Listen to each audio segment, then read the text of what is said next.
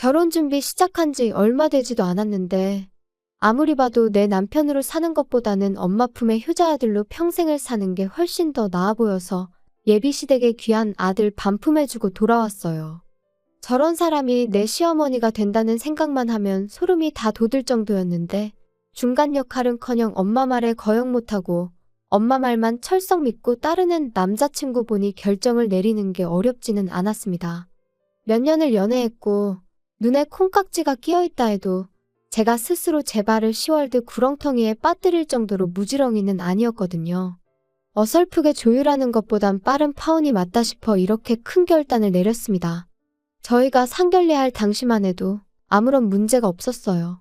오히려 예비 시어머니가 먼저 허례허식은 생략하자고 예물 예당 같은 거 하지 말고 애들한테 한 푼이라도 보탬되는 걸 해주자고 먼저 제안을 했었거든요. 저희 집에서도 당연히 찬성을 했고 결혼도 반반 결혼 생각하고 있으니 얼마를 도와주시던 간에 똑같이 맞추겠다고 제안을 하셨는데 예비 시어머니가 먼저 집은 원래 남자가 해오는 거 아니겠냐며 그냥 혼수만 준비해오면 된다고 나왔습니다. 옛날이야 그랬지만 요즘 누가 남자가 집 해오고 여자가 혼수해가고 하면서 결혼을 하냐고. 부담 가지실 필요 없으니 반반 결혼하자고 한 번 더 물으셨는데 예비 시어머니는 절대 그렇게 할 수 없다고 단호하게 거절을 했었습니다. 반반 결혼을 한다는데도 계속 싫다고 우겨대는데 어떻게 별 수가 없었어요. 그래서 혼수 비용에 결혼식 비용, 신혼여행비까지 전부 저희 집에서 다 하겠다 말하고 그렇게 이야기를 정리했습니다. 친구들은 요즘 그런 시어머니가 어디 있냐며 저보고 전생에 나라를 구했냐느니 어쨌다느니 소리를 하면서 부러워했어요.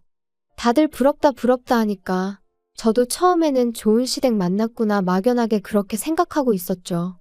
그런데 그 해준다던 신혼집이 제가 생각했던 것과는 많이 달랐습니다.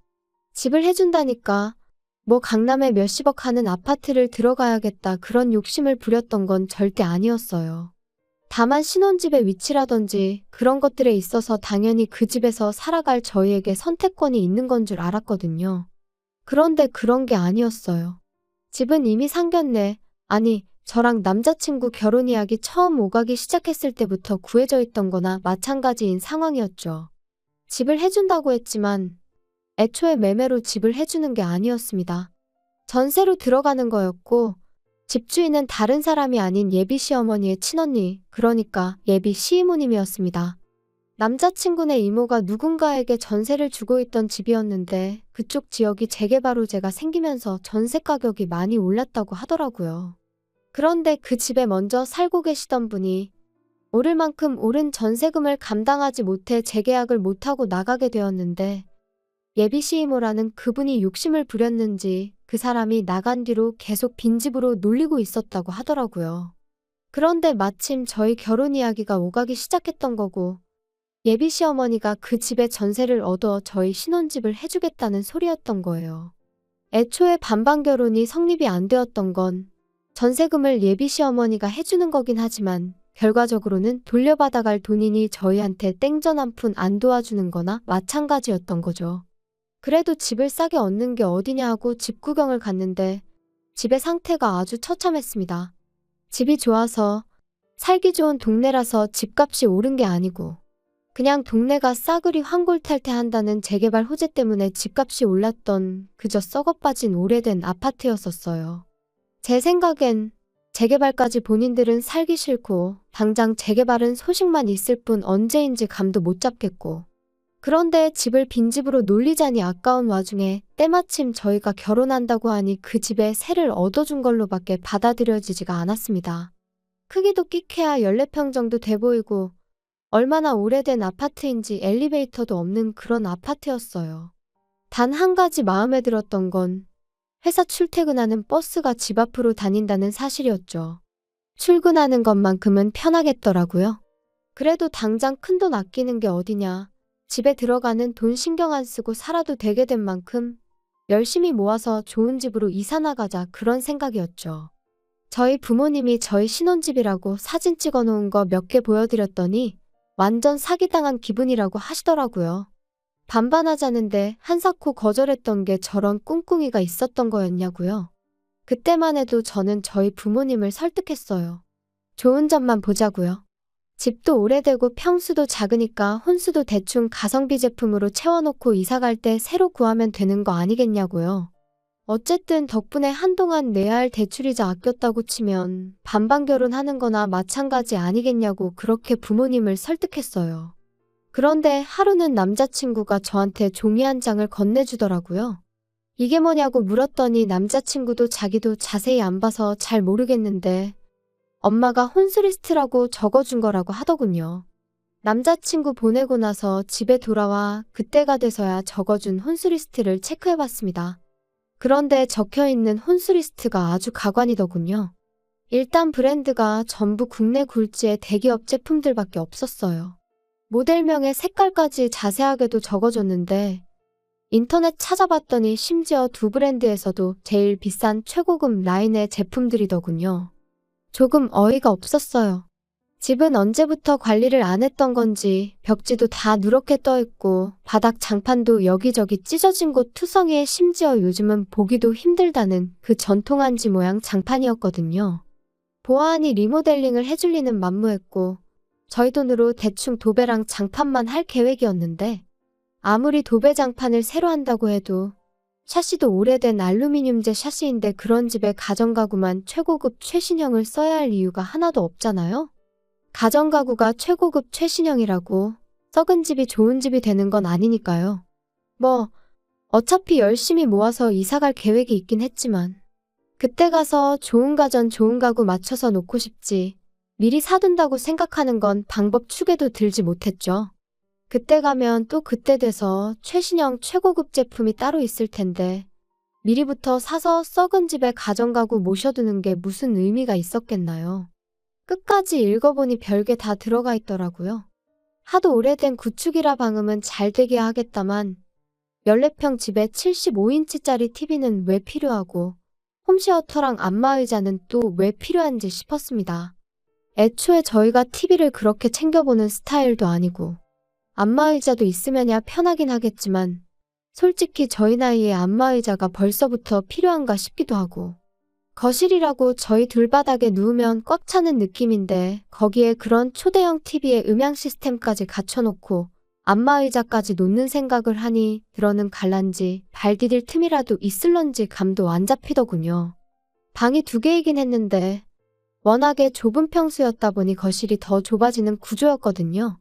애초에 그 커다란 TV가 아파트 중앙현관을 지나서 저희 집에 들어가기나 할까 싶더라고요. 아무리 봐도 이해가 안 돼서 일단 남자친구한테 먼저 전화를 했죠. 어머님이 적어준 혼수리스트 봤냐고 물었더니 엄마가 적어준 거고 자기는 안 봤다고 대답하더라고요.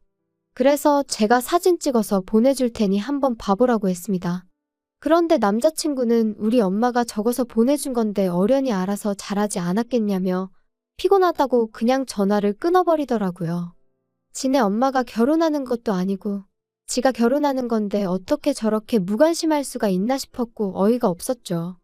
하지만 차라리 이게 낫겠다 싶었어요. 괜히 중간에 남자친구 껴서 예비 시어머니랑 의견 조율하는 것보다 제가 직접 전화해서 이야기하는 게 훨씬 좋겠다 싶었으니 말이죠. 그때가 이미 저녁 늦은 시간이었어서 생각난 김에 바로 전화하고 싶었지만 매너가 아닌 것 같아 다음 날까지 기다렸다 회사 점심시간 활용해서 예비 시어머니한테 전화를 걸었습니다. 그런데 전화는 안 받고 톡으로 왜 전화했냐는 답장이 오더라고요. 예비 시어머니가 전화 받기 조금 난감한 상황인가 싶어서 그냥 저도 기다릴 것 없이 톡으로 물어봤어요. 혼수 리스트 적어준 거 보니 이해가 안 되는 점이 많아서 연락드린다고요. 일단 그런 최신형 대형 가정가구를 넣기엔 집이 많이 좁은 편인 것 같다고요.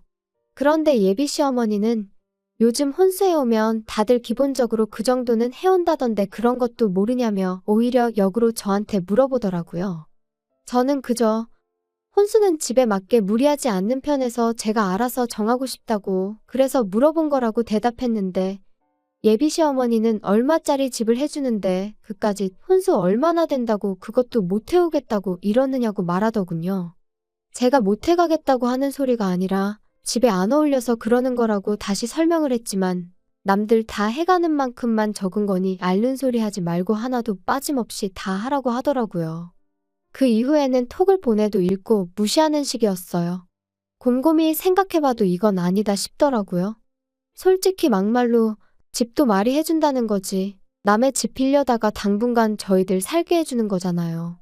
저희 사는 중에 만에 하나 재개발이 시작되면 뭐 분양권을 저희한테 넘겨줄 것도 아니고 그렇다고 저희 앞으로 그 돈을 주기로 한 것도 아닌데 사실상 돈거래는 예비 시어머니와 한가족인 예비 시이모님 두 분 사이에만 오간 거지 제가 땡전 한 푼 받은 게 없는 거나 마찬가지였잖아요. 그런데 예비 시어머니 욕심에 집에 어울리지도 않는 혼수를 해오는 것도 말이 안 된다 싶어서 그냥 저도 제 뜻대로 밀어붙이기로 했습니다. 혹시나 또 집 해주는데 어쩌고 하면서 뭐라고 하면 제가 생각한 거 그대로 한마디 되갚아주려고요.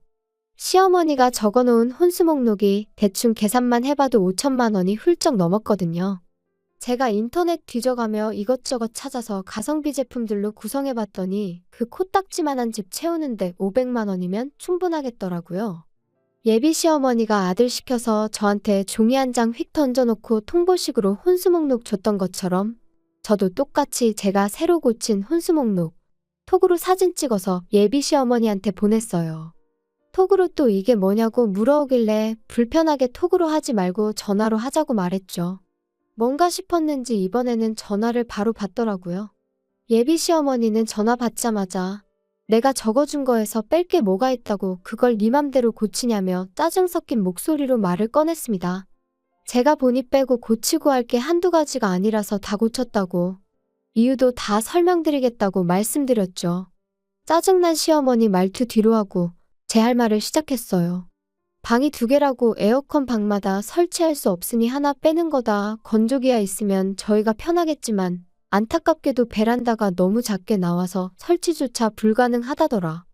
그리고 저희들 맞벌이 하는 데다가 집에서 많이 먹어봐야 저녁 한 끼 먹는 게 고작인데 설거지할 게 얼마나 나온다고 식기세척기를 놓냐. 그래서 그것도 빼버렸다.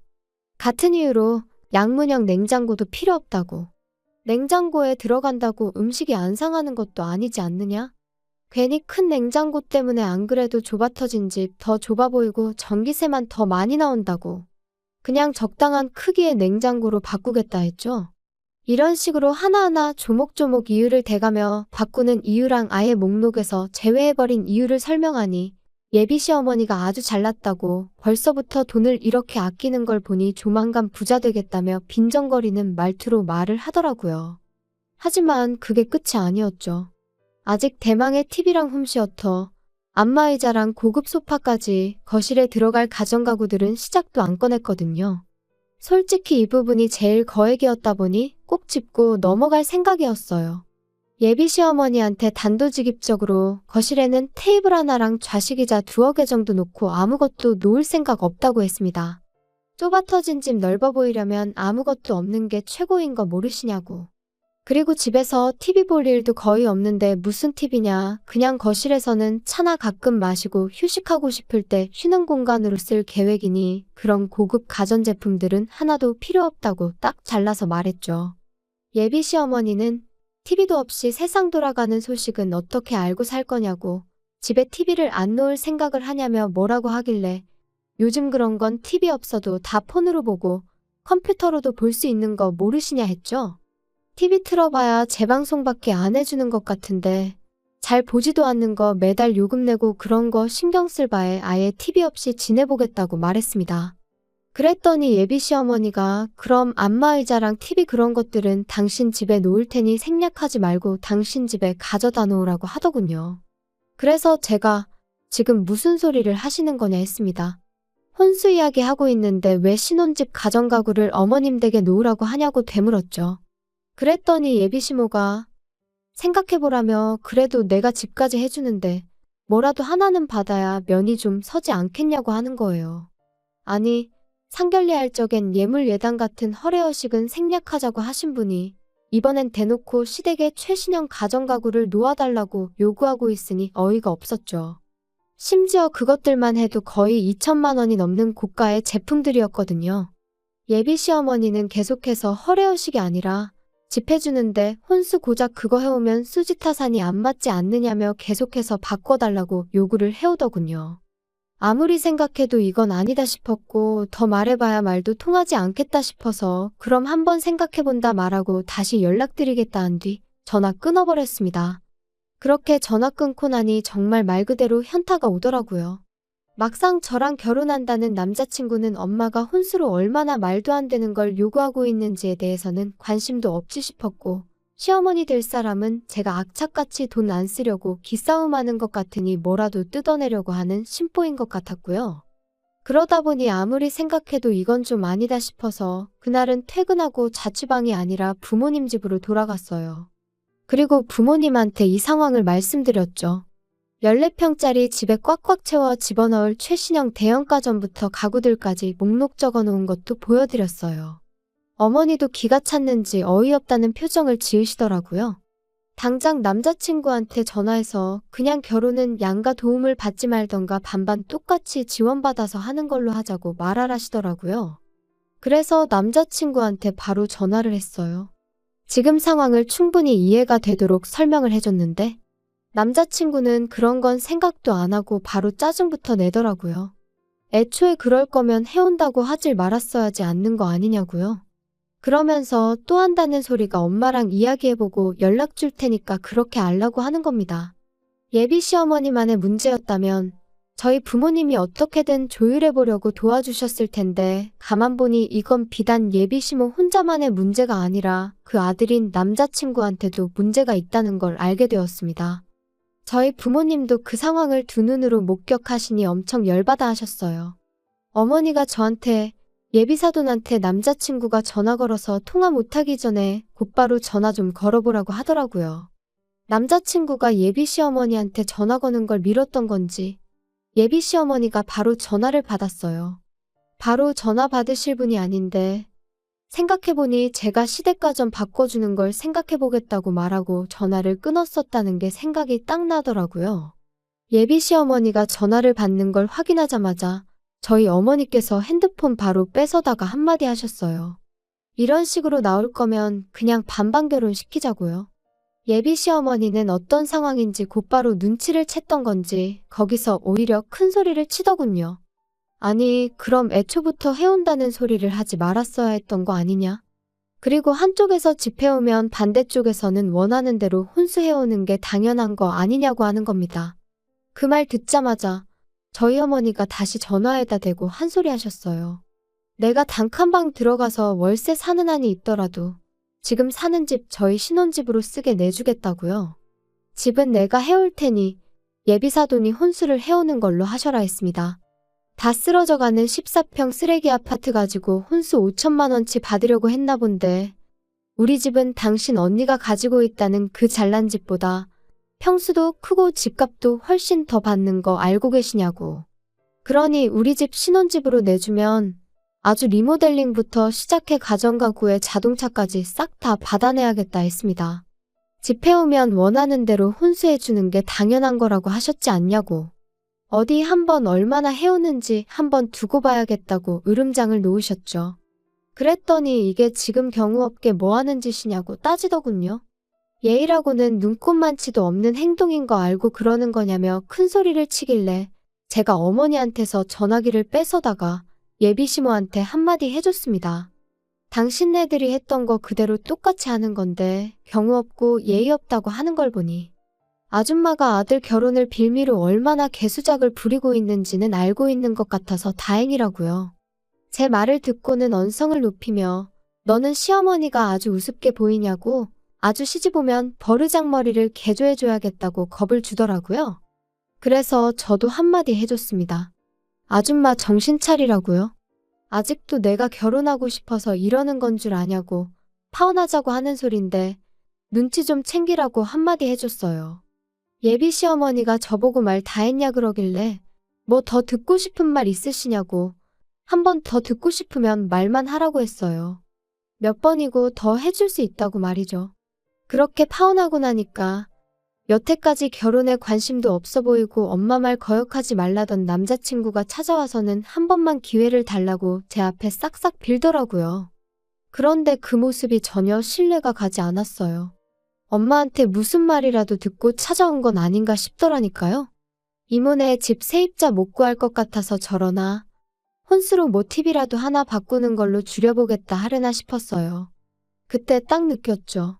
결혼을 하겠다고 정하긴 했지만 이 사람이 없으면 못 살겠다 싶을 만큼 깊이 사랑했던 건 아니란 걸요. 애초에 저는 이미 혼수리 스트랍시고 남자친구한테서 종이 한 장 건네받았을 때부터 결혼할 마음이 싹 달아났던 것 같아요. 남자친구한테 내 마음 돌릴 생각 없다고. 파혼의 이유가 당신 어머니한테만 있는 건 아니니 너무 엄마 탓은 하지 말라고 한마디 해줬네요. 애초에 너가 나랑 결혼하고 싶었으면 나랑 너네 엄마랑 저렇게 개싸움 나게 두지는 않았을 거 아니겠냐고 하니 아무 말도 못하고 돌아가더군요. 한편으로는 거액의 혼수 목록을 받았을 때 그때 차라리 후련하게 정리해버렸다면 이렇게 마무리가 더럽지는 않았을까 싶은 생각이 들 때도 있습니다. 하지만 여전히 그거 하나만큼은 확실하네요. 꼴같지 은 집구석에 주제 파악시켜주고 내 하고 싶은 말 속 시원하게 다 내뱉어낸 거, 그 덕에 제 속은 후련해졌고 아무 미련 없이 끝낼 수 있었다는 거 말이에요.